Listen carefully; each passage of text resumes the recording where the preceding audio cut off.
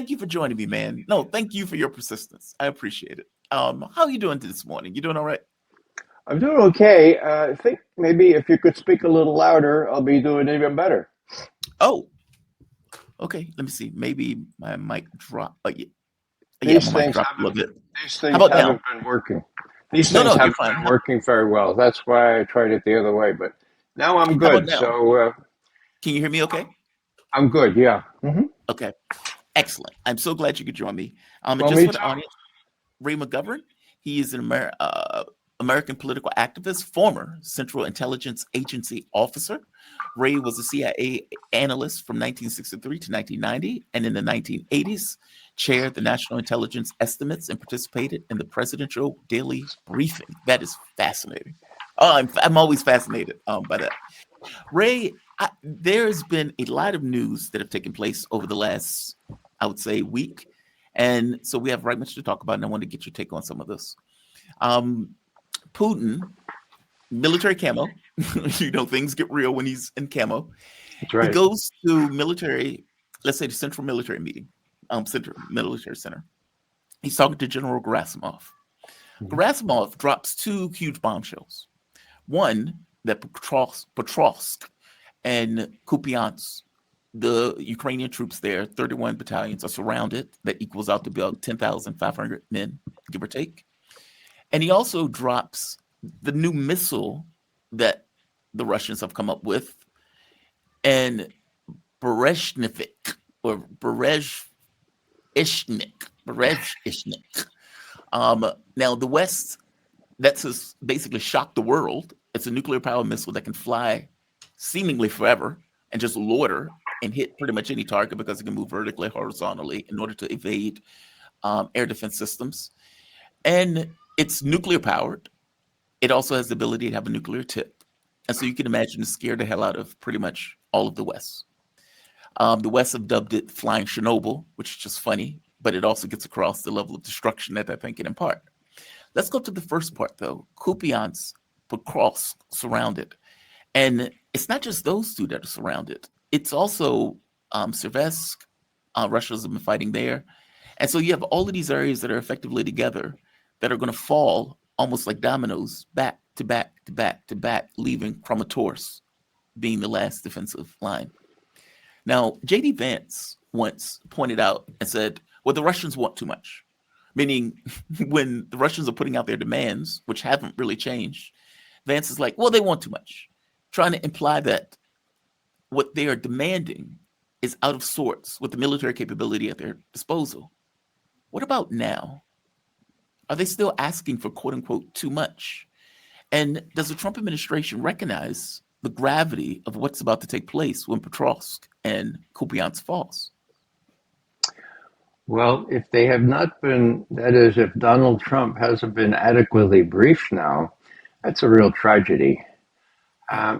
One possibility is that this fellow Kellogg, former general, Vietnam, not very good reputation for honesty with respect to counting troops. Remember, they said there were only half as many Viet Cong as there actually were. He Right. fell in with that with General Westmoreland. Anyhow, he's not got a very good reputation. As a matter of fact, he doesn't know which end is up. So whether he's intercepting the intelligence going to the president or not, or whether Rubio, who is not only Secretary of State, but also National Security Advisor, therefore the bottleneck through which intelligence needs to go to the president, that's a possibility. The president may be blissfully unaware that it's just a matter of time for the Russians to proceed where they are, to surround, which they have already done in two places. Now, the total number of forces that are surrounded, according to that briefing for Putin and by Putin, is 10,500. Okay, there are Right. two what they call cauldrons. There's no way out. There's no way to resupply these poor guys. Now, Putin took the statesman-like stance and said, "Now look, we know it'd be easy to kill these guys, but I don't want that. I want you to take every measure to make sure that they have an opportunity to surrender." Now, that may not be possible because the Ukrainians are famous for shooting people who would like to surrender right in the back, and so they don't even try. But but this is what I want you guys to do. And so he's striking a picture of, we're in no rush. We've all but won. Let's make sure that these Ukrainians have a chance to live. Okay. I mean, that may sound statesman like. Actually, it is. Okay. Now, I got to give the guy credit.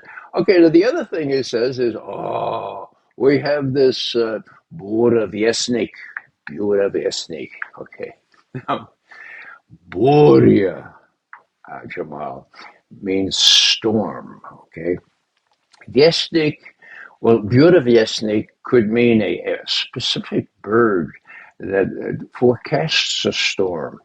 Flies low like a cruise missile, though shoots up into the sky, there's lightning and there's a real storm, okay? There's actually a poem written by Maxim Gorky about that in 1901. Anyhow, this is the doomsday weapon. And it's not new. They've been testing it for about 6 or 7, 8 years. Actually, I had an accident with them way up north near Severodvinsk. Oh, you got a map. Good. Yeah, they had actually been cute with Gerasimov, the general. He said, now, tell me, how far did that test missile fly? 14,000 kilometers, sir. And how long was it up there? And how many hours? Okay. So the thing is, as advertised. Now, when I say as advertised, probably people would like a little background here. This hasn't come out of the blue. Putin, back in 2015, 2016, he advertised the fact that the U.S. could keep building these ABM systems. They could be easily defeated.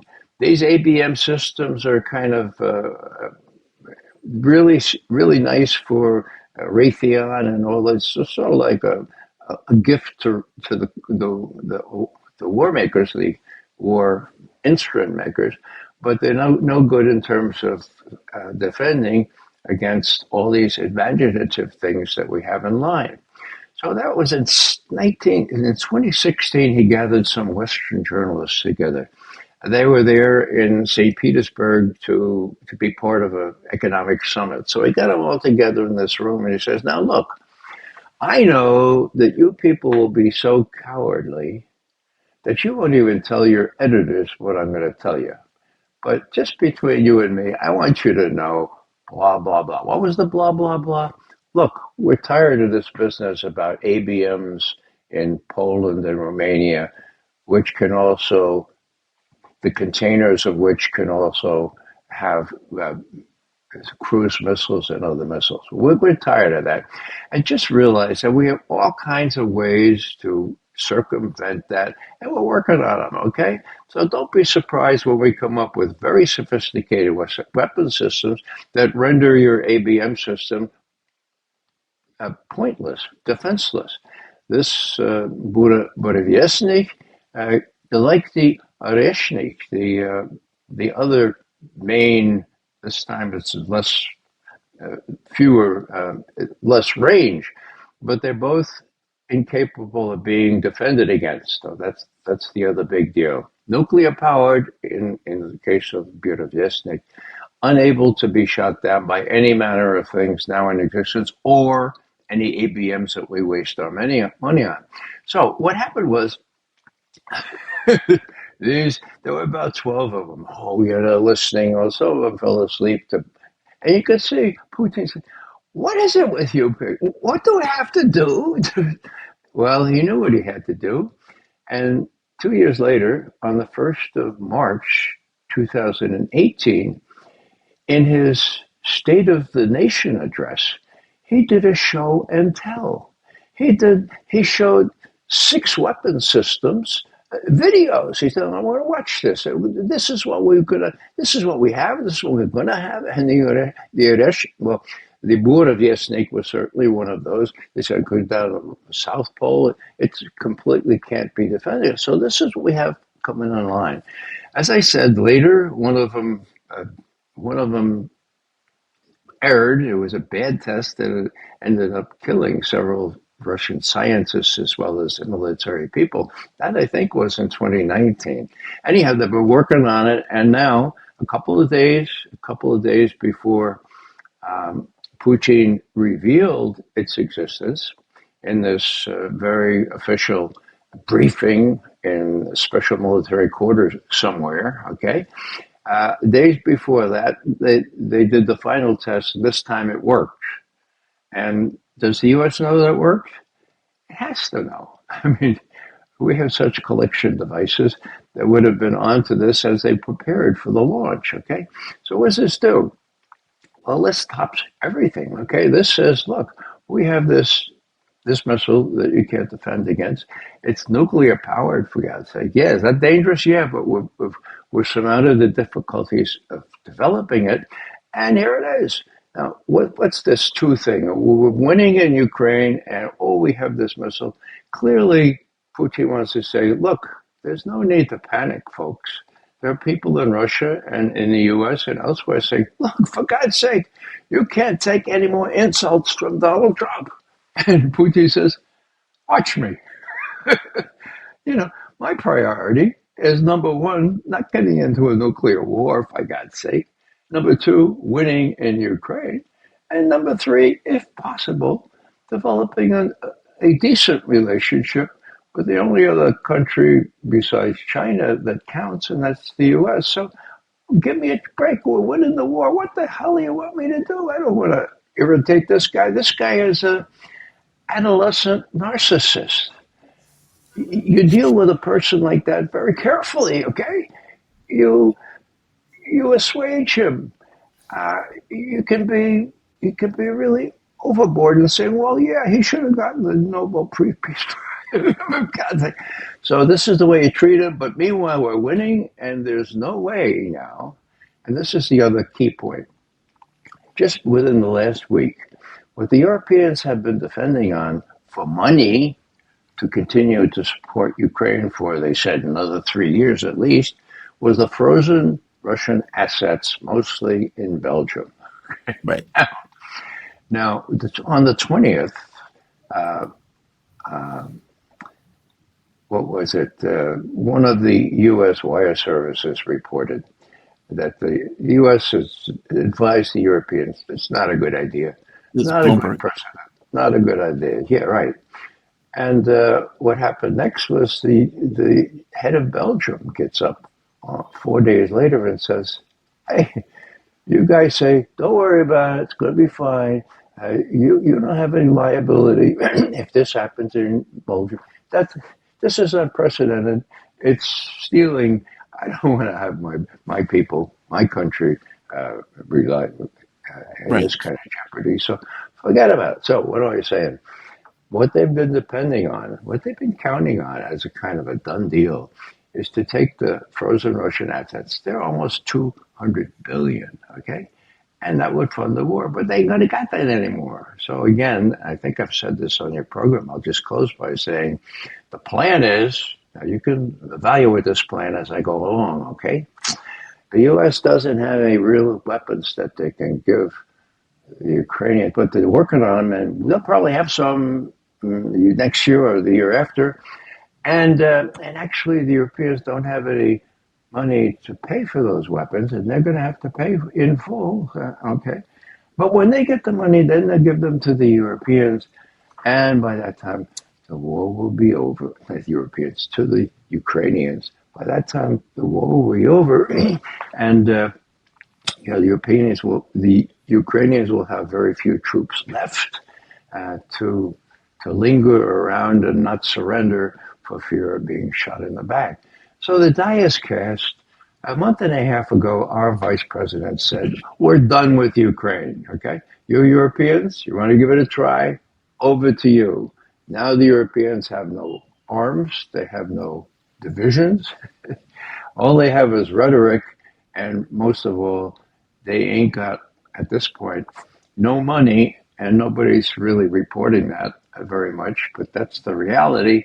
And reality has to sink in at some point.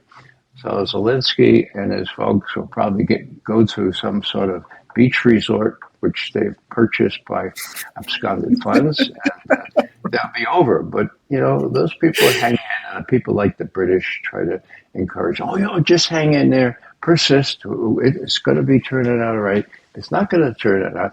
And well, just let me finish with this. I mean, Mhm. the fact that the U.S. is mostly responsible for this is just scandalous. We knew.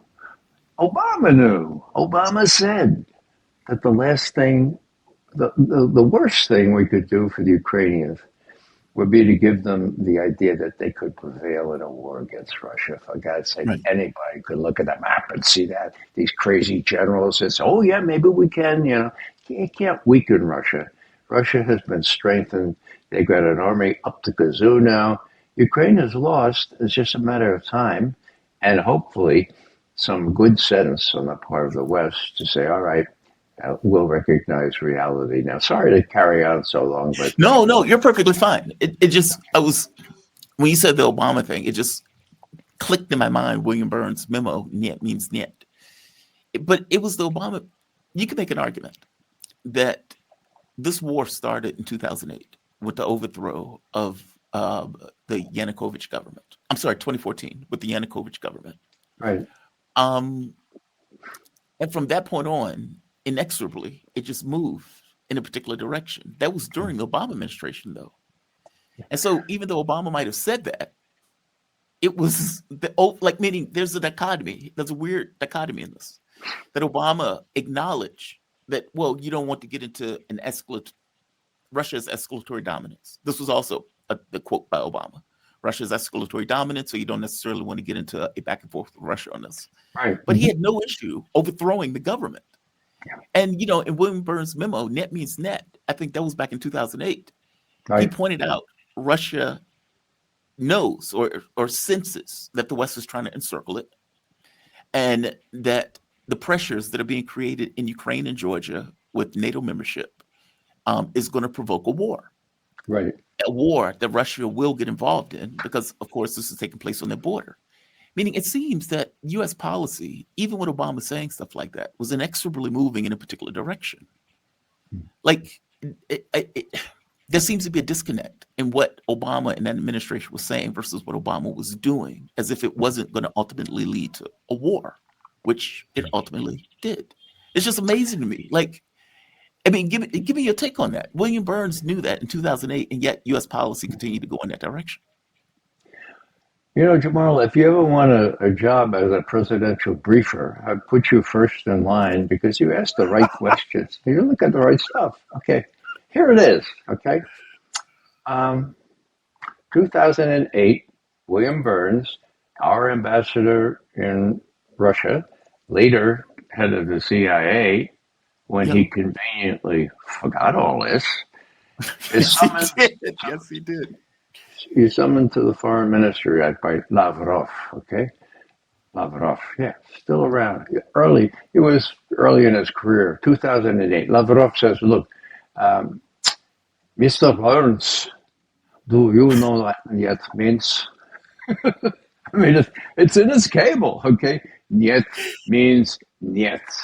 Yep. Russia's red lines with respect to enlargement of NATO to include Ukraine and Georgia. Okay, it's right there in the cable.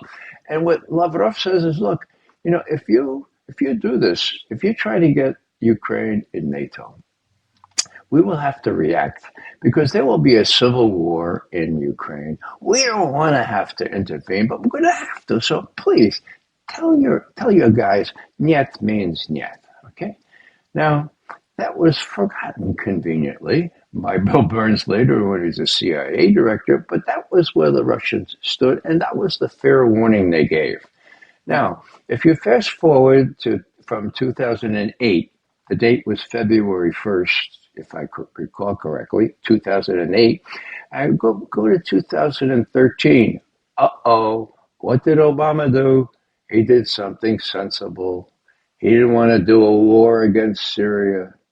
He said the unpardonable thing, we ought to ask Congress, because Congress is the one that's supposed to approve war. And he was looked as being kind of a snivelly little coward, right?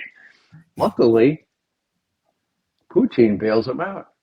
He Right. persuades the Syrians to give up all their chemical weapons. This was in early September 2013. And the deal is done.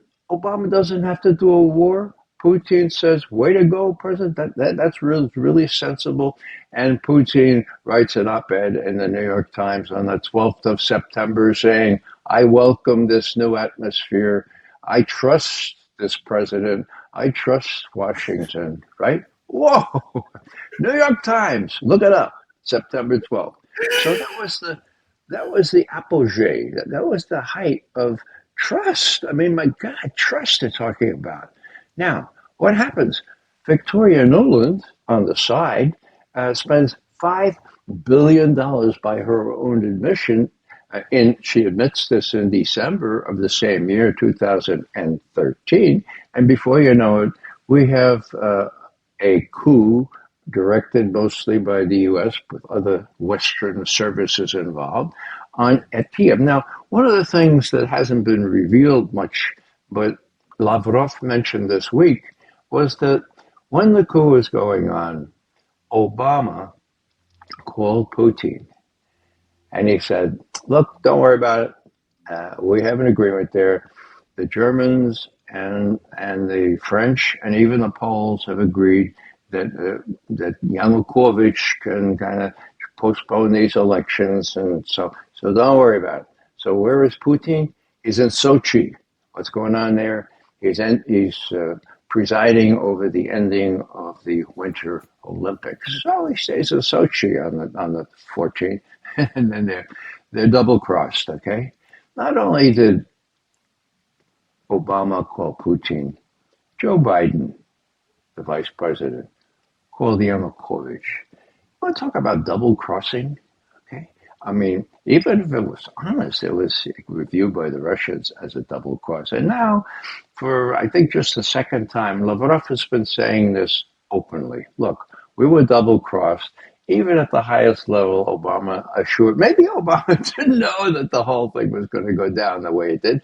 But what does that say about the power of Nuland? So, in my view, Obama either wittingly or unwittingly took part in this thing because he was weak, because he couldn't face into these people who we call the deep state. They had this all rigged, and North and Victoria knew, well, what are you going to do? Are you going to say, Victoria, no, stop this? No, I have an arrangement of trust with Putin. No, Obama was not up to that. So Right. we come down to what we have today.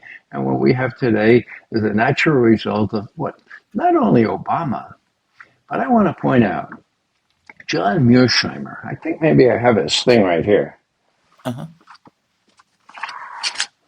Well, let me just say, John Mearsheimer, the dean of the School of Realism, get that, realism in international relations, wrote an article for Foreign Affairs, the premier magazine, okay?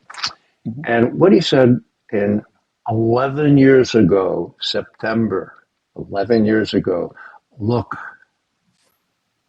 this is a big mistake trying to get Ukraine into NATO. The Russians will never allow it. If you persist in trying to do this, John Mearsheimer said, you'll end up with the utter destruction of Ukraine. My God. I'm sure John, well, I know John, I know he's not happy that he was right about that, but he Yeah. could see it. Anybody could see it, but those voices were suppressed. What I like about being on with you, Jamal, you give me some time to explain how at least I come at it, and I come at it on the basis of evidence, like, facts, not alternative facts, but the These facts are as I alternative see them. facts. And I've been at this for a while, perhaps you can tell. But okay. Okay. Two things. In one sense, you seem to, and maybe, okay, I don't want to put words in your mouth. It comes across as if you exclude presidential power and presidential intent in this. Like even the Obama thing, you pointed out, well, maybe Obama didn't know. Why? I don't take it that way. I take it as Obama knew exactly what he was doing. He was just lying. Same thing with Trump. Mm-hmm. Like, is it possible that the president does know. He's in on it. But because he's president, there's a certain amount of hubris, a certain amount of expectations that are built into it. I was at the Joe Biden summit with Joe Biden and Putin when they were having their summit in Geneva. I was there. I was covering it for the radio station. In And June of 2021. something. Yeah. Yeah, 21. Yeah. Yeah. Wow, you were in And Geneva. I was in Geneva. Hmm. And I was naive. I was sitting there thinking, I was like, wow, Putin and Joe Biden are sounding very similar in this moment. But what you ended up with was media attacking Joe Biden because the media was like, why are you sounding like Putin in this moment? Meaning, why are you two coming up with a similar phraseology in the way that you're explaining what is taking place? I'm sitting there somewhat naive thinking like, wow, maybe something is going to happen. And my boss is like, this is nonsense. Nothing is going to take place. And he was absolutely right. He was completely right. I was completely wrong. I guess my thing is it possible that the issue is Trump? That, as you pointed out, the United States was the prime mover and shaker in regard to the overthrow of Ukraine. And that presidential, or let's say policy of the U.S. has been consistent. And that the president, for the most part, has gone along with that particular policy because he's a U.S. president enacting that U.S. policy. So Kellogg, Trump probably does know what's taking place. I mean, if, for example, when at the Alaska summit, apparently Witkoff went to Russia and gave an offer. Russia gave a response to that offer, especially at the Alaska summit. And even in the way that Putin and Trump was talking about it, there was clearly something on the table. Trump's response to that offer was to try to escalate and create an oil war against Russia, where they were effectively attacking Russian positions in regards to oil refineries and everything else. That was his response. He was searching for leverage.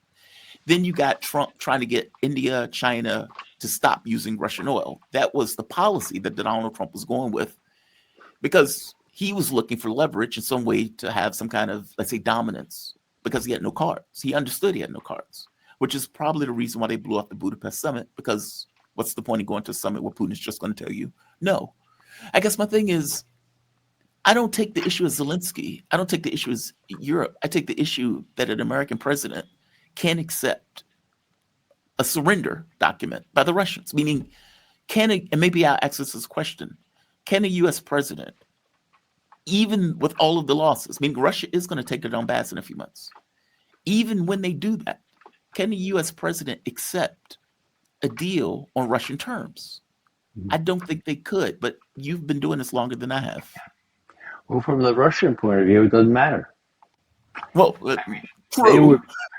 True. They would prefer to have the U.S. signature on a binding treaty that recognized Russian interests and said no Ukraine in NATO. Then we can have a ceasefire. Then we can talk about Crimea and the other 4 provinces at some later date, which will be very, very later, as we might say. So, the Russians have won this damn war. What they really like to have is some sort of guarantee that they don't have to do this all over again. But absent that guarantee, I mean, the Ukrainian army is no more, and the Russians can go as far as they want. They could take Kiev. They don't want to do that. I mean, Kiev, it's got a couple of million people in it. A lot of them are Russian stock. Same with Odessa. So Putin is in no hurry. He's won. So he's hoping that Trump will come around. Now, Trump hasn't come around, or he's doing what Lenin used to talk about, Soviet policy, zigzagami, okay? Zigzag, where they zigzag. The Russians adopted that word, and Lenin used to say, revoluция проходит zigzagami, which means the revolution proceeds zigzagami, okay, the instrumental case here. So you can't predict what Trump is going to do, but what the Russians have made clear to him in Alaska is, look, we have the upper hand here. This immediate ceasefire Forget about it. The Ukrainians would just use that to rearm. So forget. And 2 hours later, Trump goes does a Truth Social. Okay, we're not going to do immediate ceasefire. We want the whole enchilada. We think the Russians are right. We have to address the core interests of Russia, the whole enchilada. Okay. Now, what happens? Well, a couple of months later, That's it. Trump is saying, "Well, no, we want a ceasefire." So are the Russians flummoxed? Well, they're used to it. So you can get used to anything. The big thing is you want to prevent this guy from going off half-cocked. Look, he's delusional. He's narcissistic. He's got to be pampered so you don't set him off. That's the primary aim here by Trump, but by Putin. And he's had to say to his folks, "Look, for God's sake." And that's what Sunday was all about. This big briefing by the chief of staff, Gerasimov. Okay, look, we got this thing made. Okay, we've got 10,500 Ukrainians surrounded in two what we call cauldrons. That's typical of what the Right. Soviets and the Russians do. And besides, we got this incredible miracle weapon against which there is no defense. It can fly forever. You can fly as many miles or kilometers as you want. So relax, for God's sake. Let's see if this guy finally comes to terms. Worst case for us is he doesn't. Then we have to go farther into Ukraine than we really want to. But we're in no rush. We're winning. The Ukrainians have no way of continuing this war, and the Europeans have no money to spend to buy non-existent yet weapons from the U.S. to help the Ukrainians continue this war. So relax, guys. We're going to try to still talk sense into these people. Meanwhile, not to worry, it's going to be all right. Now, to the degree that Putin has naysayers, or some of these radio or TV hosts say, "Oh no, how much insult can you take from Trump?" Putin says, "Watch me. The guy is dangerous, for God's sake. I'm a statesman. I'll take all kinds of interest, all kinds of insults, so long as we keep winning, and we are winning. Look what's happening." And he's not lying. Yeah. I just hope that most of those 10,500 Ukrainian troops are not shot in the back, that Yeah. they give it a chance to live, because a million of them already died. And my God, Jamal, it's our fault, for God's sake. It's our fault for making sure that Obama's warning, when the only sensible thing he said was, "Look, we have core interests. The Russians have core interests. We don't have any core interests in Ukraine. The Russians do. For God's sake, be sensible and realize they're going to defend their core interests. And look at the map, for God's sake." And you have General Milley and all that. Haven't you taken the basic course in intelligence, which shows that you have to look at the map first, and then the weather and the terrain and the locks? Now, when I say locks, I don't mean the stuff we eat with bagels in New York. I mean lines of communication and supply, for God's sake, okay? Now, it's as though Milley and all those other generals that bubble up to the top never took the basic course of tactics as well as strategy. They should have said, "Mr. President, this is not doable. If you try to do that, you're going to get a whole bunch of people killed. I quit." Now, what would that mean for them? Oh, their retirement will only be $200,000 a year instead of $250,000 a year. That's the kind of brass we have bubbled to the top of our army. Let me postulate something else. I'm That sorry? Let me postulate something else. That maybe they didn't care. That Maybe what? the ultimate objective was to overextend Russia. Meaning, this was some of the stuff that they were putting in the Rand papers, that they didn't have an expectation that Ukraine could win, but they thought that they could, quote unquote, stick it to the Russians. Either they can damage Russia, damage the Russian economy, damage the Russian military, or at the very least overextend Russia. So, meaning they didn't really care if you had 1 million Ukrainians died. They didn't really care if a lot of Ukraine was wrecked. What they wanted to do was go after the Russians, and they were able to accomplish that using the Ukrainian military. Meaning, as we look at this and we think to ourselves, well, obviously Ukraine was going to lose. But the war planners might have been bright enough to see that, well, yeah, Ukraine was going to lose. But so what? Americans aren't dying. Europeans aren't dying. Ukrainians are dying. And we were able to get after X number of Russians, meaning from their calculus, they might have said, well, if we could kill 200,000 Russians, who cares if 1 million Ukrainians are dead? That sounds cynical, but that is in the papers. Yeah, it's not only cynical, it's immoral, and it's stupid. Yeah. Let's look at Russia. Russia is stronger now than ever before. Yes. The Rand people, they've been consistently wrong about these things because they're paid by the U.S. Air Force, for God's sake. They come up with the answers and the strategy that looks really good. Where were the CIA national intelligence estimates at the time? Why were they suppressed? Why was Brzezinski and the Rand Corporation given the job of figuring all this out? It all has to do with people who profiteer in this war. It all has to do with the people that fund Rand and fund Raytheon and Lockheed and the rest of them. So, it's really awfully cynical. And, if they thought that they could weaken Russia in this way, then they're the same people that told Obama to say, Russia, it's just a gas station with nuclear weapons, just a gas station, And I'm thinking, okay, here's this putative gas station, right? And somebody said, all right, Rachmaninoff, get off that damn keyboard. Change that oil over there. Tchaikovsky, for God's sake, stop listening to the radio. Change these tires over here. Tchaikovsky, Pushkin, for God's sake, stop reading that damn poetry. You got a job to do here. A gas station. I mean, this is a highly cultured, and luckily, and I'll say this, luckily Putin is a statesman. He's hanging what the French call sang froid up to kazoo. Okay, he's willing to wait. So we should kind of relax in that sense, and maybe we'll beat this horse to dead here